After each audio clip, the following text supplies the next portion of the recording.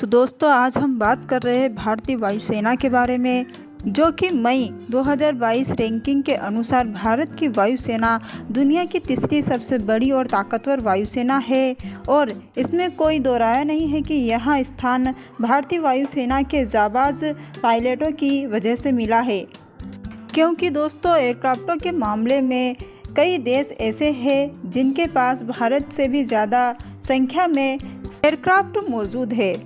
उदाहरण के लिए चीन को ही ले लीजिए, जिसके पास भारत से भी ज़्यादा संख्या में फाइटर जेट मौजूद है, लेकिन फिर भी भारतीय वायुसेना पिछले साल चीन की वायुसेना को पछाड़ चुकी है।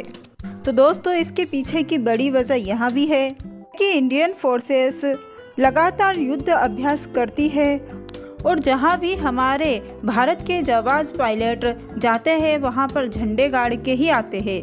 और उस देश की वायुसेना के पायलट भी हमारे भारत के पायलटों की प्रशंसा करते थकते नहीं।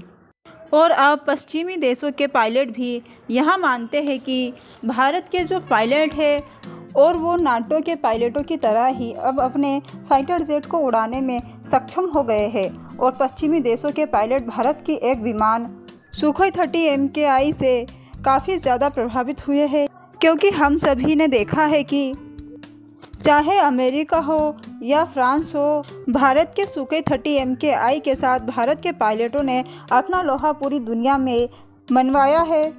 और शायद इसी कारण से अभी जब अमेरिका और भारत के बीच में एक एयर एक्सरसाइज हो रही है, तो अमेरिका के बेस फेक एयरफोर्स के कमांडर ने भारत के अंदर उड़ान भरने के लिए भारत के सुखोई 30 MKI फाइटर जेट को ही चुना। दरअसल एक बार 2006 में भारत और अमेरिका के बीच में युद्ध अभ्यास नाम की एक एक्सरसाइज हो रही थी। तब भारत के सुपर 30 MKI के साथ अमेरिका के F-50ES ईगल की एक फ्रेंडली डॉग फाइट हो रही थी, जिसमें भारतीय पायलटों ने अपने सुखोई 30 MKI को इस प्रकार से उड़ाया था कि कुछ ही समय के लिए सुखोई 30 MKI अमेरिका के F-15ES की राइडर से ही गायब हो गया था। और जो अमेरिकी पायलट भारतीय पायलटों की क्षमता को कम आंक रहे थे, बाद में उनके ही पायलटों ने भारतीय पायलटों की प्रशंसा की थी। और इसी समय इंडियन एयरफोर्स इस मुकाबले को 90% जीत लिया था। तो दोस्तों भारत के ऐसे महान पायलटों